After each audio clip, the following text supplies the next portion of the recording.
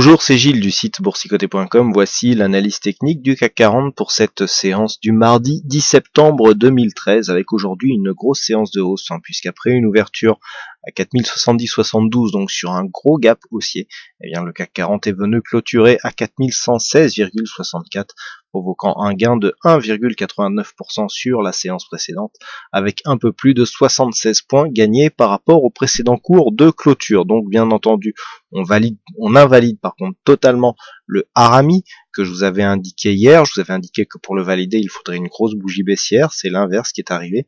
Qui plus est, le point d'invalidation étant sur le plus haut de la structure, en ouvrant sur un gap haussier, eh bien le harami est invalidé donc de fait. Alors ce qui est intéressant, c'est que nous avions des zones de franchissement telles que je vous les indiquais hier sur cette zone de retracement des Fibonacci donc à 61,8%. Je vous avais indiqué que si l'on cassait ici cette zone à 61,8, eh bien il y avait une probabilité accrue de revenir sur le retracement total, à savoir un retracement à 100%. Alors honnêtement, je ne pensais pas que ça irait aussi vite, mais nous pouvons considérer que l'objectif est quasiment atteint, puisqu'avec un point haut à 4120 points, enfin 4119,98, donc 4120 quasiment, pour une cible à 4124, eh bien nous pouvons dire que le contrat est quasiment rempli.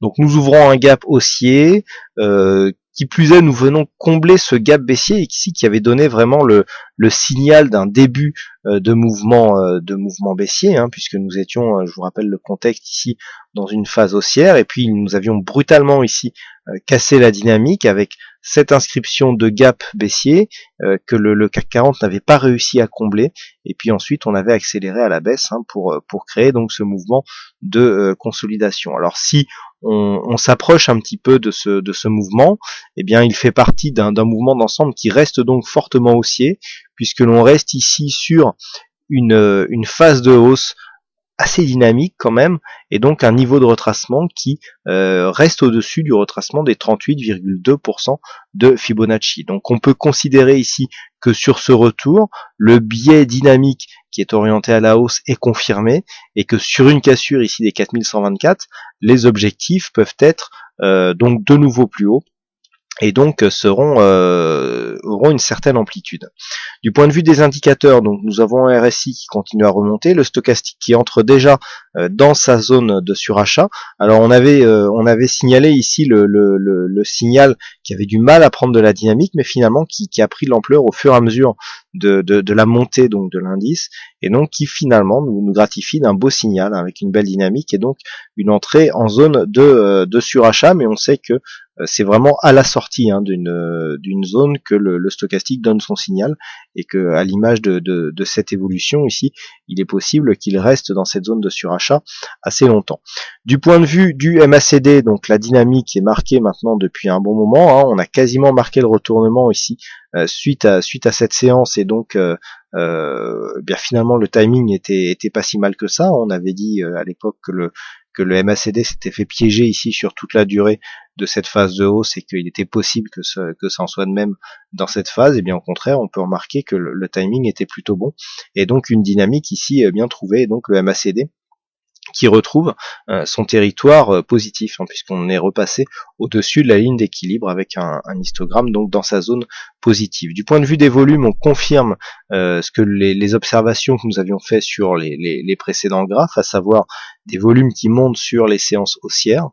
Ça se confirme encore aujourd'hui avec des volumes qui baissent sur les séances baissières. Donc là, on confirme réellement le retournement sur l'évolution de ces volumes. On voit bien ici les volumes baissiers qui baissent sur cette phase, et les volumes haussiers qui montent. Donc là, le retournement est nettement confirmé. Donc bon, pour synthétiser tout ça, il est clair qu'on vient ici valider tout le schéma que l'on a vu se mettre en place, avec ici cette cassure, cette zone ici de confirmation avec ouverture donc sur une résistance significative, retour sur l'ancienne résistance comme une zone de support, et ensuite inscription de la dynamique. On avait respiré un peu hier en formant ce harami. Je vous avais dit que le harami était une figure de retournement à faible pourcentage de réussite, mais qu'en cas de bougie baissière, eh bien, il serait confirmé, eh bien on invalide totalement le harami, on inscrit donc ce gap haussier avec beaucoup de force, beaucoup de volume, on revient ici sur les plus hauts du jour qui était l'objectif en cas de cassure ici de ce retracement des 61,8%. Donc là, tout est réuni pour vraiment assister à une cassure. Mais la cassure n'est pas faite. On est venu marquer un point haut ici, juste sous les 4120, avant de légèrement redescendre. Au moment où je vous parle, les cours se stabilisent autour de 4110, 4110 points en ce qui concerne donc le contrat futur. Donc pour l'instant, rien n'est fait. Quoi qu'il en soit, donc les cours reviennent sur cette zone. Cette zone avait été compliqué à franchir. On avait eu ici un premier contact sur cette bougie qui se situe à 4122,16 et puis ici un contact donc à 4123,89. C'est là que nous avions inscrit le plus haut du jour avec ici donc les 4122,14. Donc ici 4124 pour arrondir qui sera la zone à franchir pour valider ici une cassure de ce précédent point haut significatif avec une continuité de la tendance haussière puisque c'est bien de ça que nous sommes en train de parler, à savoir ici suite à plusieurs hésitations, à savoir ici cette zone de point bas entre 3600 à 3600 points, voire même légèrement en dessous pour cette attaque ici à 3575. On avait des plus hauts, toujours de plus en plus haut. Je vous avais dit que suite à l'inscription de ce plus haut ici, il faudrait vérifier que ce plus bas marque bien une progression puisque tous les points bas se situaient ici sur cette zone. Le fait que l'on vienne ici marquer un point bas sur un retracement inférieur au 38,2% de Fibonacci avec tout de suite une attaque du précédent plus haut montre que nous sortons peut-être de cette phase, alors entre la phase neutre et la phase haussière, au profit d'une phase haussière beaucoup plus dynamique, puisqu'on, je le rappelle, un retracement donc à 38,2% eh bien est synonyme d'une dynamique assez forte. Alors sur une cassure de cette zone, alors sur cette vue déplacée, où nous avions tracé hier le retracement de Fibonacci de cette phase de consolidation, pour bien remarquer ici que le 61,8% eh bien marquait donc une frontière et qu'il fallait dépasser cette zone pour vraiment valider un retour sur cette zone de point haut.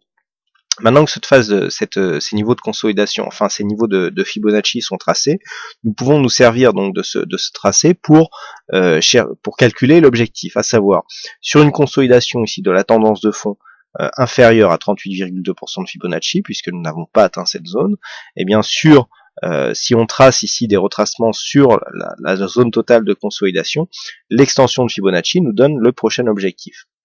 Donc le prochain objectif ici se situe à 4244,50, objectif qui pourrait être atteint en cas de cassure ici de cette zone des 4124 points. Donc suite à une cassure, on a un objectif à 120 points.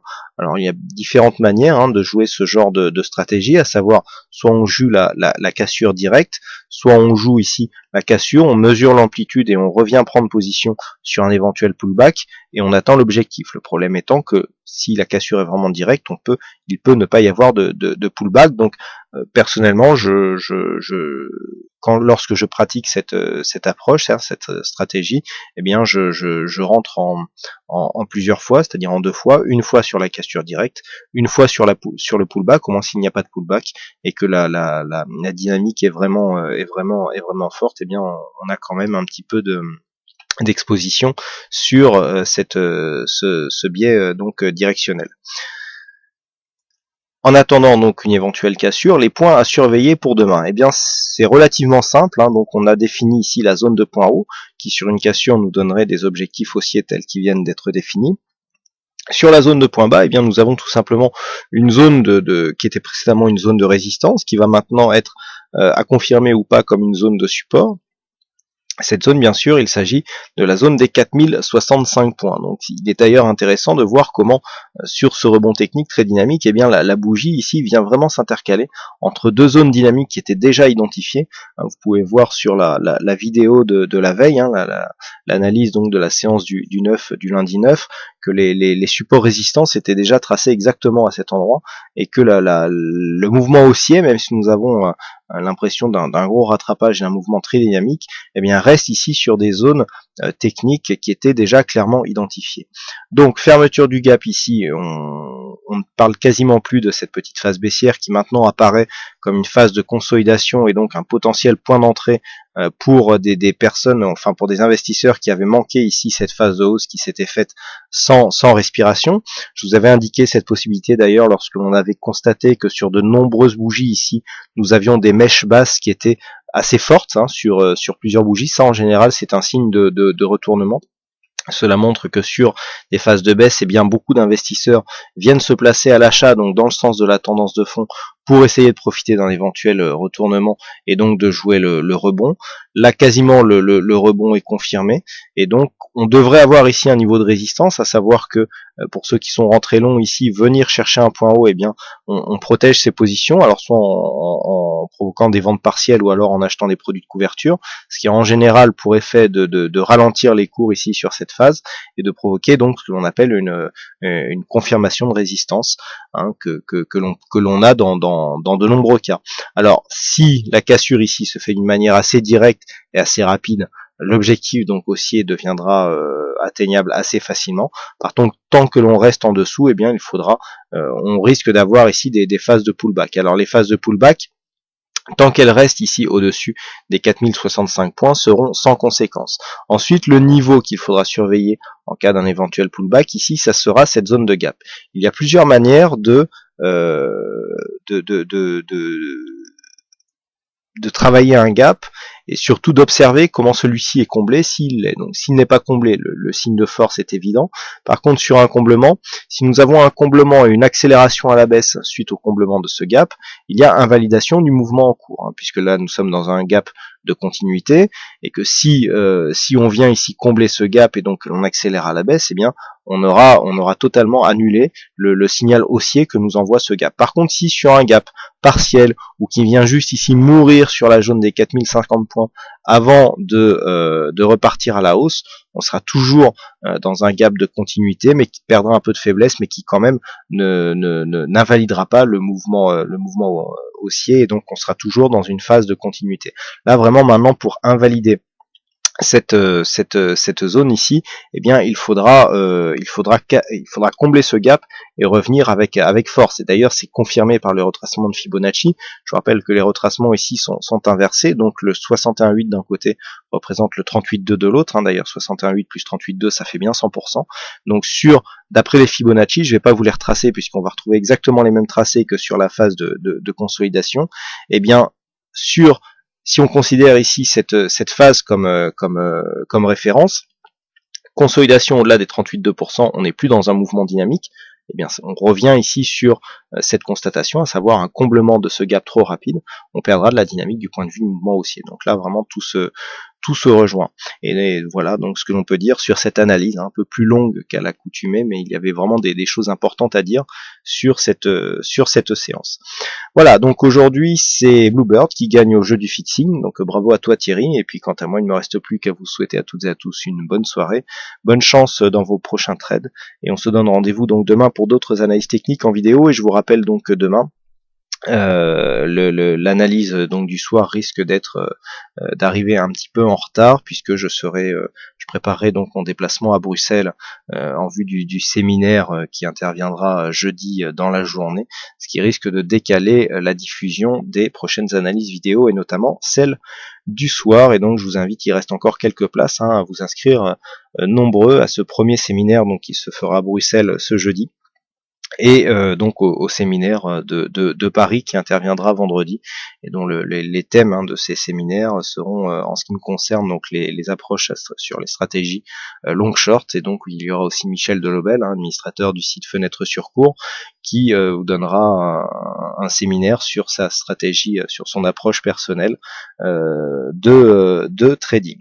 Voilà donc, il ne me reste plus qu'à vous souhaiter à toutes et à tous une bonne soirée, bonne chance dans le prochain trade, et on se donne rendez-vous dès demain pour d'autres analyses techniques en vidéo. Bonsoir à tous.